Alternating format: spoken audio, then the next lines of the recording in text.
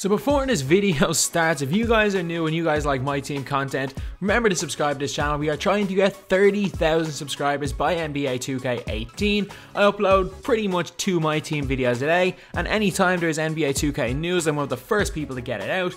So you will be seeing a lot of 2K18 news, you'll see a lot of squad builds for 2K17, and anyway, now let's get on to the video. So there was one major problem with NBA 2K17 My Team, and it's a problem that happens with a lot of Ultimate Team type game modes. And it is that literally, it makes no difference if you are good or bad at the game. That makes no difference for what team you have. Being good at the game does not help at all. Sure, it could help you get a pink diamond Tim Duncan, or a couple of diamond cards that were really bad, like the Historic Collection diamonds. So not Historic Collection, the Domination Reward diamonds, that's what I'm going to call them. They were really bad. David Thompson couldn't shoot the ball. Tony Parker couldn't go to the basket. Ben Wallace was just terrible. Every time, even when I was using silvers and golds, anytime I saw a team use Ben Wallace, I started to feel happy because I knew for a fact that they only had 4 players on the floor that could score. And everyone thought Ben Wallace was unbelievable. That card wasn't great. Jerry Lucas was basically Kevin Love. He couldn't do anything except shoot the ball. Until the update, and he wasn't even great at that. George Mikan, again, until the update, they gave him 85-3, couldn't really do too much. So there was literally no option there that was of any use past about February. So the Historic Collection Awards were really disappointing. And then obviously there was the Amethyst Rewards, and apart from Steve Francis, none of them were any good. Like, I had Jerry Stackhouse, and he was absolutely terrible. But yeah, so being good at the game meant you couldn't really get any great players. Obviously Pink Diamond Isaiah Thomas was decent, and decent is probably the best I can say about that card. There's Amethyst point guards that are better than that card, just like there's Amethysts that are better than every other award. So realistically, if you were good at NBA 2K17, you didn't really get rewarded that much, especially because none of those cards had more than 1 Hall of Fame badge. But in this video, I'm going to be talking about a concept, and it's a concept that I think could actually help my team become a game mode where being good at the game helps. And that concept is badge grinding. Obviously, badge grinding is huge in Park, it's huge in Pro-Am, and you have to do it through my career. But badge grinding is tough. It's very tough to get all your players badged up, get Hall of Fame badges. What I think should happen, I think that you should be allowed to go up to a gold badge. Because if you guys know anything, gold badges aren't that overpowered. Like, gold limitless range seems to do very little. It just means you can hit a shot from a little bit further than without it. Gold posterizer doesn't do too much. So gold badges are really, like, they're not the biggest deal. And they're nowhere near as overpowered as gold badges in previous years, because back in the day, in 2K15 and 2K16, gold badges were unbelievable. Like, Dwayne Wade's Ruby card with all those gold badges was insane, as well as Curry's gold limitless range that made him pull up from basically half court. But gold badges, I think, in 2K17 didn't do that much. Like, the difference between a gold badge and a bronze badge was a lot less than the difference between a gold and a Hall of Fame. But what I think you should have to do is grind for Hall of Fame badges and make it difficult to do. So I genuinely do think that that's a way to help people that play the game. So for example, if you've got a couple of really good diamond cards, but they don't come with Hall of Fame badges, like this year, I'm just trying to think of any off the top of my head. I can't really say. For example, Sleepy Floyd, he's got no shooting badges. And then there's obviously cards with similar 3-point ratings that do have Hall of Fame limitless range. Like, if Sleepy Floyd had Hall of Fame limitless range, he'd be a better card than Stephen Curry's diamond, and Sleepy Floyd is like 20k. So if you have a card like that and you're really good at the game, you should be allowed to grind badges. You should be allowed to grind to get them Hall of Fame badges. Because I know everyone in the comments like, oh, this is my team, it's about spending money. But this wouldn't change that much. For example, like, 2K can still release cards with Hall of Fame badges, meaning you don't have to grind. But I think you should be still given the option.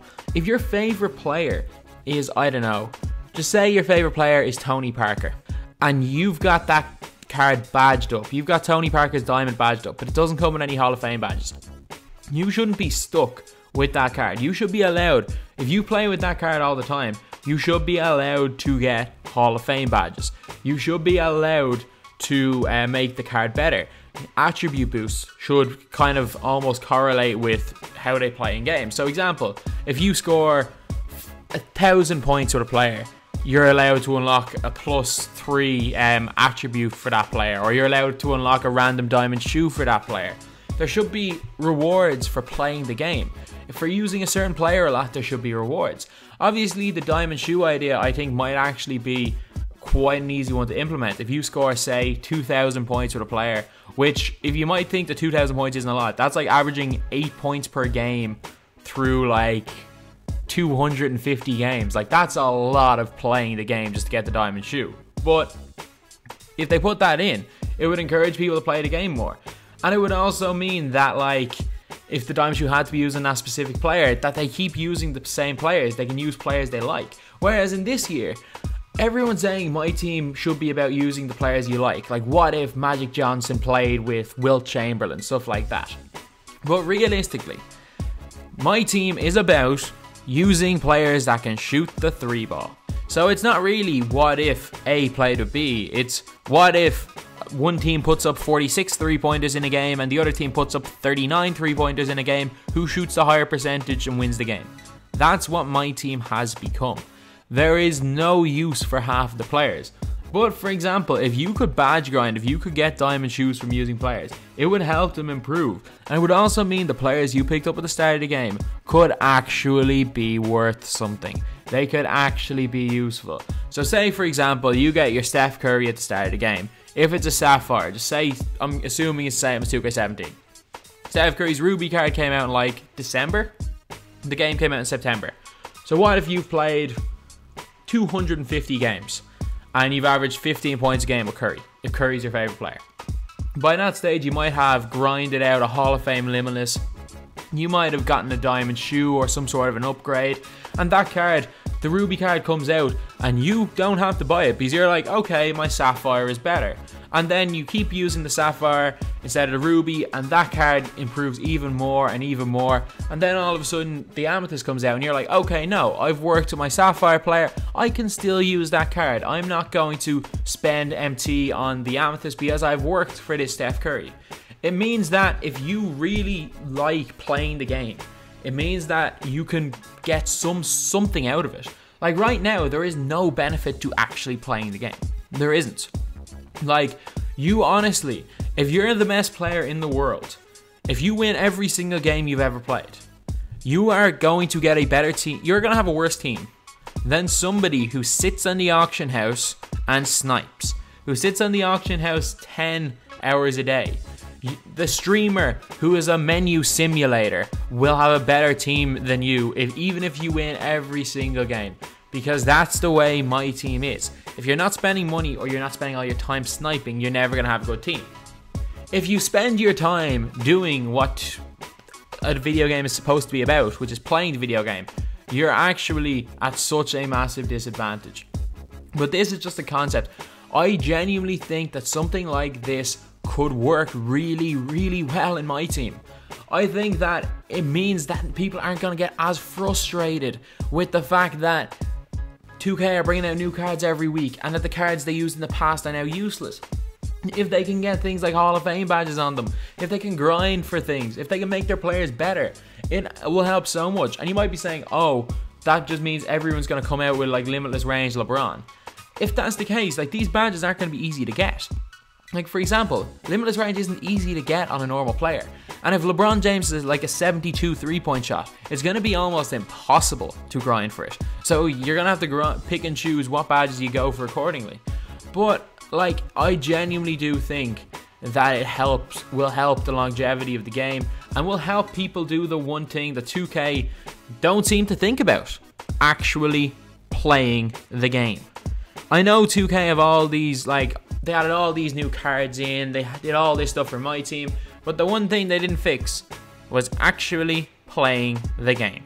And I think that this will reward people for actually playing the game, doing what they're meant to do, not spending their cash, not sitting on the auction house, not streaming a menu simulator, actually playing the game. So anyway, that's the video. Obviously, a lot of you guys might disagree with it, but in my opinion, it's better than what we have right now. Right now, there's no incentive to use certain players a lot. There's no way of upgrading your players. There's no way of making the players you have better without spending money. For example, Kristaps Porzingis is my favorite player. I had his Emerald card, but what happened in February? The Diamond Kristaps Porzingis came out. Diamond Kristaps Porzingis went for 400k.